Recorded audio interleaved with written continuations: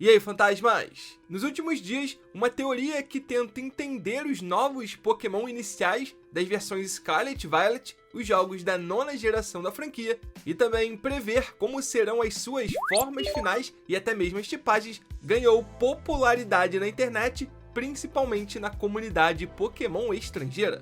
E eu tô aqui hoje para contar para vocês, aqueles que ainda não sabem e para quem sabe participar do debate. Então se apoia mais vídeos sobre a 9ª geração, com teorias, rumores e até supostos vazamentos, deixa um like no vídeo e se inscreva no canal, beleza? Eu já tô muito hypado para Scarlet e Violet e tô tentando produzir o máximo de conteúdo que eu consigo pensar sobre a 9ª geração. E ainda tem muita coisa que eu já bolei e não soltei para vocês vindo por aí. Então inscreva-se, ative o sininho de notificações para receber em primeira mão tudo sobre o mundo Pokémon. Mas enfim, vamos lá. Esse aqui é o post no Reddit. Tá em inglês, então eu vou traduzir para vocês. O título diz que o usuário encontrou um mito que poderia explicar, amarrar as futuras evoluções dos novos iniciais. E no texto ele conta: então, alguém provavelmente já falou sobre isso, mas eu não vi em nenhum outro lugar, então vou falar eu mesmo. Eu acho que os starters poderiam ser referências possivelmente a São Jorge e o Dragão, pois esse mito é amplamente conhecido na Espanha e a Espanha tem até um dia de São Jorge que gira em torno disso. Bom, então, não é só na Espanha que São Jorge é muito conhecido, né? No Brasil também. Então, se assim como eu você não sabia muito sobre São Jorge, quem ele foi e o que ele representa, é fácil de achar na internet material em português sobre o chamado Santo Guerreiro. Todos os artigos que eu usei como fonte para esse vídeo vou deixar linkados aí embaixo, mas o principal é esse aqui, do jornal mineiro O Tempo, que conta com alguns especialistas no assunto, então me parece bastante confiável. Bom, antes de mais nada, a existência do Jorge, que viria a se tornar santo, não é 100% confirmada. Mas quem acredita segue uma linha que diz que ele teria nascido por volta dos anos 280 d.C., lá na Capadócia, região que fica localizada dentro do que hoje conhecemos como Turquia. Tempos depois, Jorge teria se mudado para a Palestina e em algum momento de sua vida entrou no exército do Império Romano. Ele teria morrido no ano de 303 d.C. após recusar seguir ordens do então imperador romano, que o obrigou a perseguir e matar cristãos, afinal o próprio Jorge era um. Então ele foi decapitado em 23 de abril, que viria justamente a se tornar o dia de São Jorge. Em algum momento entre a sua morte e os séculos 6 e 7, Jorge foi santificado, se tornando São Jorge. Mas essa é a suposta história do personagem que viria a ser retratado como um guerreiro a cavalo matador de dragões. E esse é o mito de São Jorge sobre o qual o post no Reddit menciona. Então, como, quando e onde a vida de um cristão que sequer sabemos se existiu se tornou uma lenda? E tudo começa nada mais nada menos na Espanha, justamente o país que parece ser a principal fonte de inspiração para a 9ª geração de Pokémon lá atrás, no século 8. No ano de 711, os árabes atravessaram o Estreito de Gibraltar rumo à Espanha para conquistar praticamente todo o território espanhol em apenas 4 anos. A retomada desse território foi liderada por espanhóis cristãos, o que fez santos, principalmente aqueles associados à cultura militar, ganharem popularidade no país e, claro, entre eles está São Jorge. Sua fama se expandiu para outros países com as primeiras cruzadas, a marcha de soldados cristãos da Europa Ocidental rumo a Jerusalém para conquistarem a chamada Terra Santa. A partir daí, capelas são erguidas por todo o continente europeu em nome do santo e seu símbolo, a cruz vermelha de 4 pontas, se espalha por brasões e bandeiras europeias. Na Bulgária, o dia de São Jorge é feriado nacional, considerado uma data mágica, quando todos os feitiços malignos podem ser quebrados. A bandeira da Inglaterra é justamente a cruz de São Jorge, que já foi padroeiro do país e hoje é da capital, Londres. A Geórgia tem esse nome por causa do santo. Uma das principais honrarias militares concedidas em Portugal, outro país que pode ter servido de inspiração para a 9ª geração, se chama literalmente Medalha da Cruz de São Jorge. E na Catalunha e em outras regiões da Espanha, o dia de São Jorge é quase como se fosse o dia dos namorados, onde homens dão às mulheres rosas, mas não apenas por quem estão apaixonados.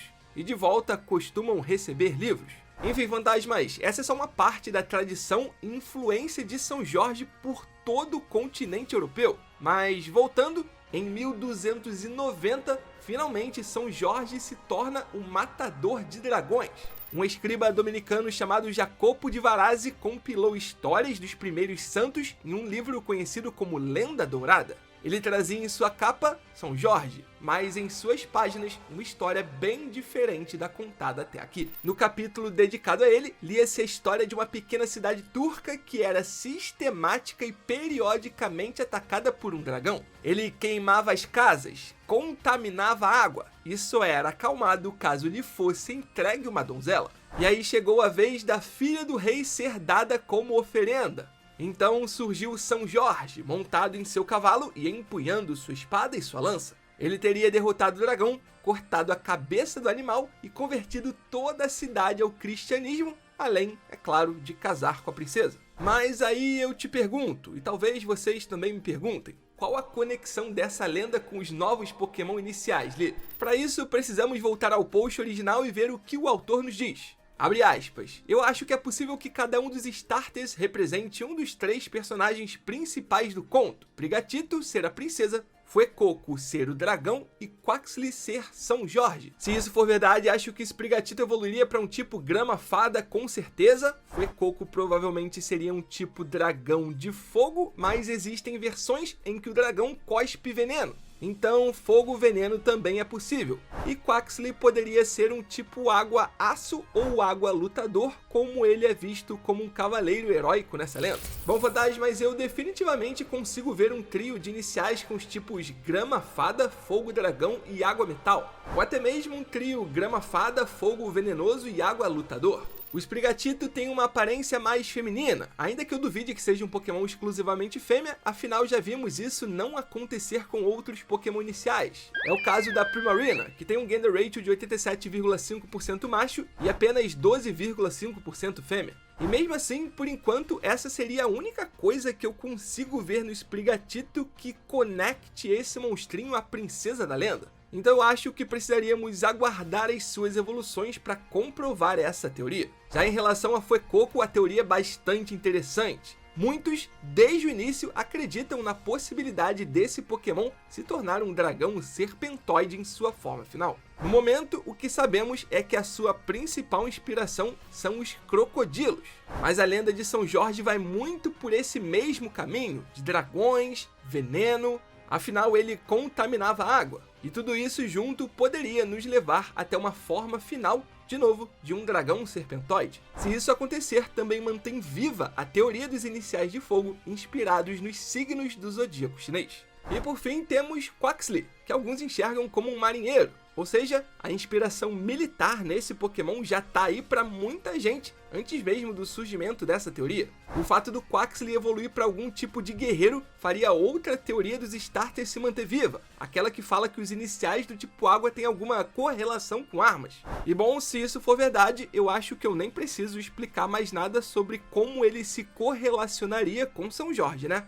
Todo o mito desse santo gira em torno justamente do quão guerreiro ele foi, o que também explicaria algum tipo de arma no design desse inicial. Então, se o autor dessa teoria estiver certo, seria incrível, mas não totalmente novo. Por exemplo, na 6ª geração, tivemos a teoria de que os iniciais representavam classes de RPG. Chesnaught seria um Knight, Delphox uma Maga, Greninja um Rogue. Então a ideia de um trio de iniciais se explicar e entre eles ter a mesma referência não é totalmente nova, entende? Mas particularmente eu acho sensacional. Tomara que ele esteja certo. Enfim, fantasmas, quais os seus palpites? Bota fé nessa teoria? Ou tem a sua própria sobre como serão as evoluções dos iniciais de Scarlet Violet e no que eles serão inspirados? Comenta aí embaixo, deixa o seu like, se inscreva no canal e compartilhe com os amigos.